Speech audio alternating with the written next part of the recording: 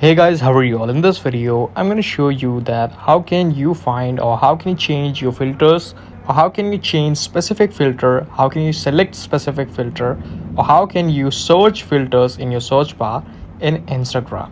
So this setting is quite easy and interesting to do. What we have to do, you can just check that you have updated your WhatsApp version or not, because this feature is only available in what Instagram latest version.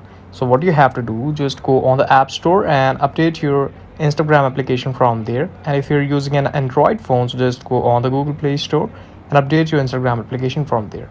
After updating it, what you have to do is just click on Instagram like this. I'm clicking on, this is my home page on my Instagram. Here you can see I will swipe to the left for posting a story or clicking a photo like this.